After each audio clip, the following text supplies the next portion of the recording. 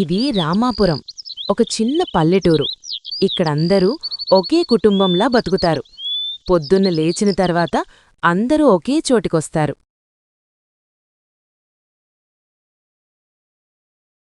ఇదే ఊర్లో రాధమ్మ ఇడ్లీలు అమ్ముకుంటూ ఉండేది. రాధమ్మా, ఈరోజు ఇడ్లీలు రోజటికంటే బావున్నాయి. ఏం రహస్యం పెట్టావు? రహస్యమేముంది రమేష్, పొద్దున్నే లేచి ప్రేమతో చేశాను, అది చాలు కదా. రాధమ్మా, నీ ఇడ్లీ తింటే నా వయసు వ్యాధులన్నీ పోతాయి. నీ చేతికి చాలా శక్తి ఉందమ్మా. కనకయ్య తాత, మీరు పొగుడుతున్నారు. మీ ఆశీర్వాదమే నాకు బలం.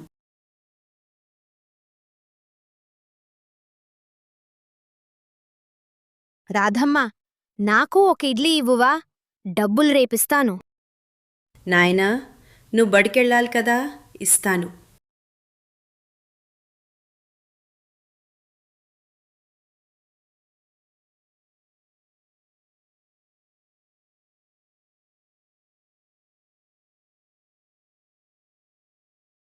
ఇదిగో తీసుకో, బాగా చదువుకో.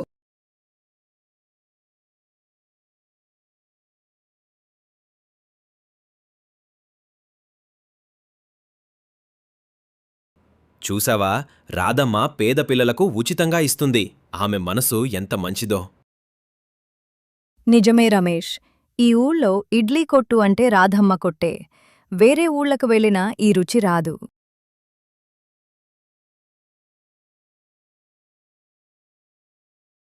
ప్రతిరోజు రాత్రి రాధమ్మ కొట్టు దగ్గరకు వెళ్ళి ఇడ్లీలు చేస్తూ ఉండేది.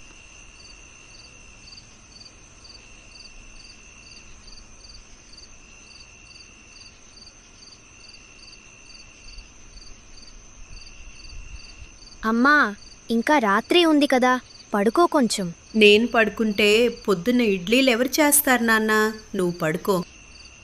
అమ్మా, నేను చదువు మానేసి నీకు సహాయం చేస్తాను. నీకింత కష్టం చేయడం చూడలేకపోతున్నాను. రవి, అలాంటి మాట ఇంకోసారి అన్నావంటే నా మీద ఒట్టు. నీ చదువు నా జీవితం, అది ఆగకూడదు. కానీ అమ్మా, నువ్వు పడే కష్టం చూస్తే నాకు చదువులో మనసు నిలవడం లేదు. నాయనా, అమ్మ కష్టపడ్డం తప్పు కాదు, కానీ ఆ కష్టం వృధా పోవడం తప్పు. నువ్వు బాగా చదివితే నా కష్టం వృధా కాదు, సరేనా? సరే అమ్మా, నేను బాగా చదువుతాను. నిన్ను తప్పకుండా బాగా చూసుకుంటానమ్మా. అది చాలు నాయనా, పో పడుకో. తెల్లవారిన తర్వాత బడికి వెళ్ళాలి.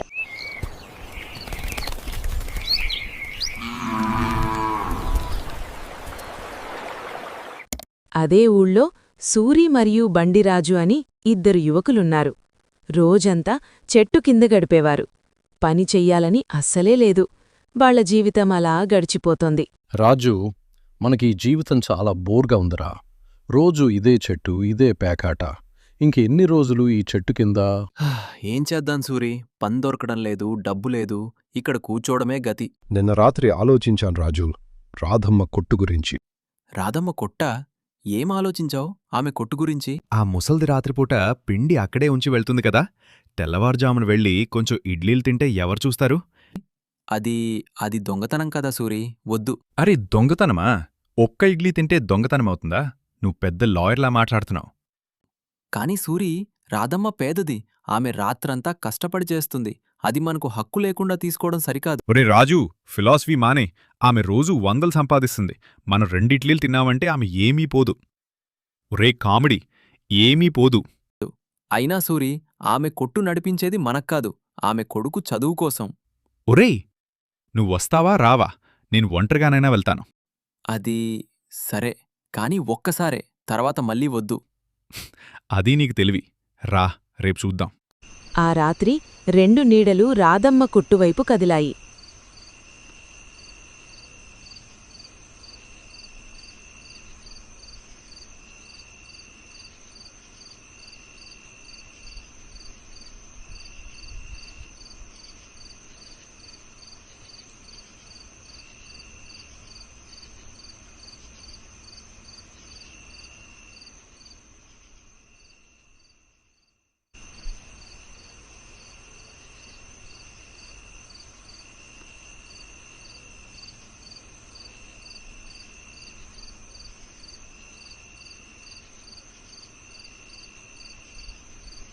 సూరి, ఇది చాలా తప్పు అనిపిస్తోంది నాకు. భలే ఉందిరా, చాలా రుచిగా ఉంది. తిను తిను. రాధమ్మ ఈ ఇడ్లీలు రేపు అమ్మాలని పెట్టింది. మనం తింటున్నాము. ఆగు, చట్నీ కూడా ఉందా? వేస్తాను. రాధమ్మ తెల్లవారుజామున లేచి చేసింది ఇవి. రవి ఫీజు కోసం అమ్మాలని పెట్టింది. పద పద, తెల్లవారుతోంది. రేపటి నుండి రోజూ రావచ్చు. రేపటి నుండి రోజు వద్దు సూరి, ఒక్కసారే అన్నాం కదా, చాలు. చూద్దాం చూద్దాం.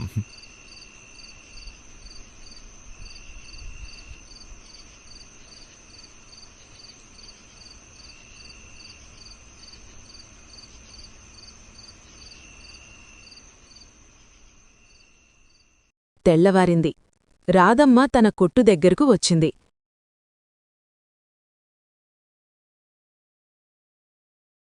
కాని ఆ రోజు ఏదో తేడాగా అనిపించింది ఆమెకు. అరే ఇదేటి 8 ఉండాలి, కానీ 2 ఉన్నాయి. 6 పోయాయి. చట్నీ కూడా తక్కువైంది. ఏమై ఉంటుంది? ఎవరైనా తీసుకున్నారా? ఎవరిలా చేసుంటారు? నేను తప్పు లెక్క పెట్టానా? నిన్న రాత్రి 8 పెట్టాను కదా.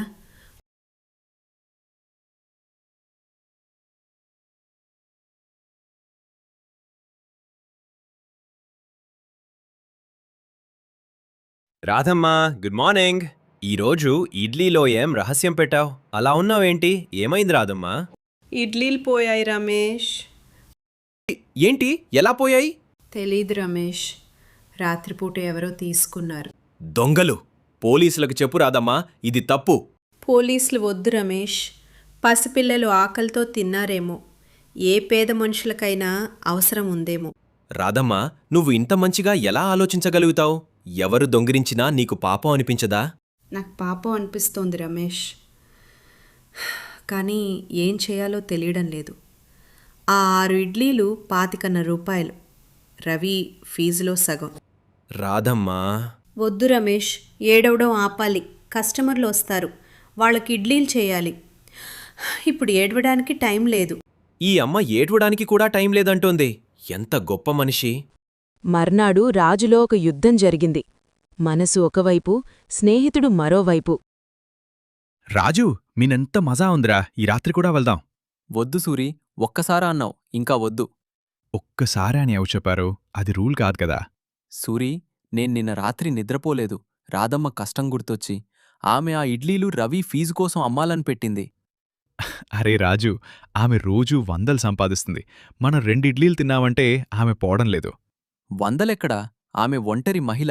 ఒక కొడుకుతో కష్టపడి పనిచేసుకుంటుంది. అది 100 కాదు. నువ్వామె లెక్కలు ఏం అర్థం చేసుకుంటావురా? నీకు వద్దంటే వద్దు, నేను ఒంటరిగా వెళ్తాను. సూరి, నువ్వు ఒంటరిగా వెళ్ళకు. నేను వద్దు అంటే వద్దు. అందుకే నువ్వు వెంట రావాలి. నేను ఒంటరిగా వెళ్తే పట్టుపడతా. నువ్వుంటే ఒకరు కాపు కాస్తాం. వద్దు సూరి. నీకు స్నేహమంటే అర్థం తెలుసా? స్నేహమంటే ఒకరికొకరు సహాయం చేసుకోవడం, వద్దు అనడం కాదు. స్నేహం సరే, కాని ఇది చివరిసారి. నా మనసు వద్దంటోంది, కాని నోరు మాట్లాడలేకపోతోంది. ఇదే నా బలహీనత. ప్రతి రాత్రి ఇద్దరూ వెళ్తున్నారు. ప్రతి పొద్దున్న రాధమ్మ బాధపడుతోంది. రాధమ్మ, ఈరోజు ఇడ్లీలు తక్కువగా ఉన్నాయి. ఎందుకు? ఏమైనా సమస్య? ఏమైంది రాధమ్మ? అవును రామయ్య, పిండి కొంచెం తక్కువైంది, క్షమించు. రాధమ్మ, నీ మొహమెందుకలా ఉంది? అనారోగ్యంగా ఉందా? ఏం లేదు, అలసటగా ఉంది కొంచెం.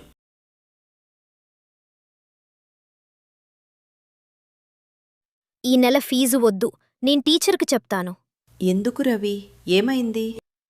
అమ్మా, నువ్వు రోజూ తక్కువ ఇడ్లీలు అమ్ముతున్నావు. సంపాదన తగ్గిందని తెలుసు నాకు. బాబూ, నీ ఫీజు ఆగదు. నేనేదైనా చేస్తాను. నువ్వు చదువు మానుకు, చాలు. అమ్మా, నాకు చెప్పు, ఏమీ జరిగింది? నేను నీ కొడుకుని కదా. రాత్రిపూట ఎవరో ఇడ్లీలు తీసుకుంటున్నారు నాయనా. వారం రోజులయింది, ఎవరో తెలియడం లేదు. ఏంటి? ఎవరు చేస్తున్నారిది? పోలీస్కి చెప్దామమ్మా. వద్దు నాయనా, పోలీసొస్తే ఊళ్ళో చాలా గొడవ అవుతుంది. వాళ్ళు ఎవరైనా మారతారు, వేచి చూద్దాం.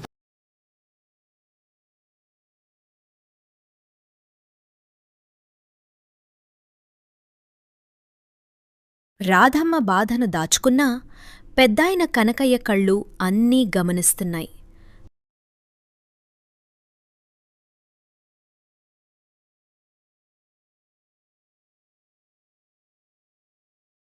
రాధమ్మా, నీ కళ్ళు ఎర్రగా ఉన్నాయి. నిద్ర సరిగ్గా పోవటం లేదా? పర్వాలేదు తాత, కొంచెం అలసిపోయాను. అలసట కాదమ్మా, బాధ కళ్ళలో కనిపిస్తోంది. ఏం జరిగింది నాకు చెప్పు. ఏం లేదులే తాత, ఏదో ఆలోచిస్తూ కూర్చున్నా. రాధమ్మా, నేను నీ తండ్రి వయసు మనిషిని. నాకు చెప్పకపోతే ఎవరికి చెప్తావు? తాత, వారం రోజుల నుండి ఎవరో రాత్రిపూట ఇడ్లీలు తీసుకుంటున్నారు. ప్రతి రాత్రి పోతున్నాయి. ఏం చేయాలో తెలియడం లేదు. ఏంటమ్మా, ఇది ఊరి పరువు విషయం. నువ్వు ఒంటరిగా ఈ బాధపడుతున్నావా? ఎందుకు చెప్పలేదు? అందర్నీ వేధించడం ఇష్టం లేదు తాత. ఎవరికి చెప్పాలో కూడా తెలియటం లేదు. అమ్మా, నువ్వు అందరికీ ఇడ్లీలు పెట్టావు. నీకు ఇప్పుడు మేము సహాయం చేయటం మా బాధ్యత. పెద్దయ్య దగ్గరకు వెళ్తాను. పెద్దయ్య దగ్గరికి వద్దులే తాత, నా మాట విను. ఆగు రాధమ్మా, ఊళ్ళో పాపం జరుగుతోంది. అది ఆపాలి. వెళదాన్రా అమ్మా.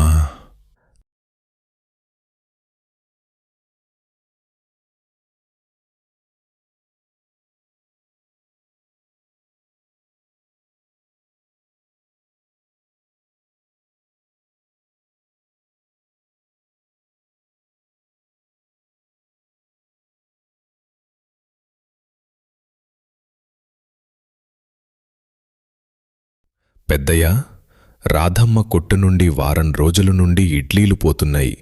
ఆమె ఒంటరిగా బాధపడుతోంది. ఏంటి కనకయ్యా, రాధమ్మ వంటి పేద మహిళ కొట్టు నుండి ఎవరు చేస్తున్నారో తెలుసా?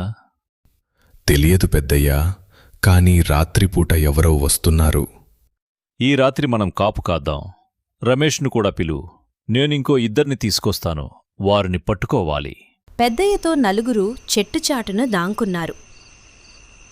అందరూ ఆగండి, మాట్లాడకండి, వేచి చూద్దాం. పెద్దయ్యా వస్తారంటావా?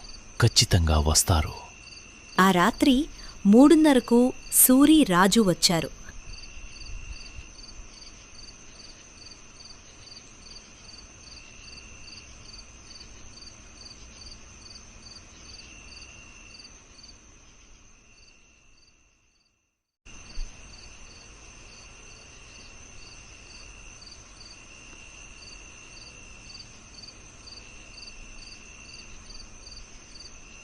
రాజు, ఈ రాత్రి ఇడ్లీలతో పాటు పిండి కూడా కొంచెం తీసుకుందాం. ఇంట్లో దోశలు చేయించుకుందాం. సూరి, వద్దు, పిండి వద్దు, ఇడ్లీలు మాత్రమే. సరే సరే, ముందు తిను. ఆగండి.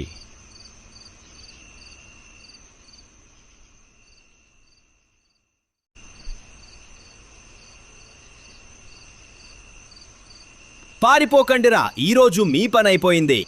పెద్దయ్యా, క్షమించండి, తప్పు చేశాను, క్షమించండి. పెద్దయ్యా, నేను మాట్లాడకండి. రాధమ్మ వస్తోంది. ఇదంతా ఇక్కడ చేసింది నీవా రాజు? ఎందుకు ఇలా చేశారు? ఇలా చేయటం తప్పు అని మీకు తెలీదా? రాధమ్మ, నేను తప్పు చేశాను, చాలా తప్పు చేశాను, క్షమించండి. ఎందుకురా ఇలా చేశావు? నువ్వు పొద్దున వచ్చి రాధమ్మ ఆకలిగా ఉంది, ఒక ఇడ్లీ ఇవ్వు అని అడిగావంటే ఇచ్చేదాన్ని. అడగకుండా తీసుకోవడం తప్పు అని నీకు తెలీదా? అమ్మా, తెలియలేదు, నేను చాలా తప్పు చేశాను. రాధమ్మా, నేను చెప్పలేను. నేను నీ మీద కోపంగా లేను నాయనా, కానీ బాధగా ఉంది, చాలా బాధగా ఉంది. రాధమ్మ, రేపు పంచాయితీ. ఈ రాత్రికి ఇక్కడే ఆగని వీళ్లను.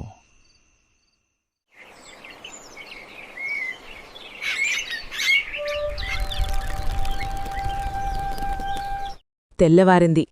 రామాపురం మొత్తం చెట్టు కింద సమావేశమైంది.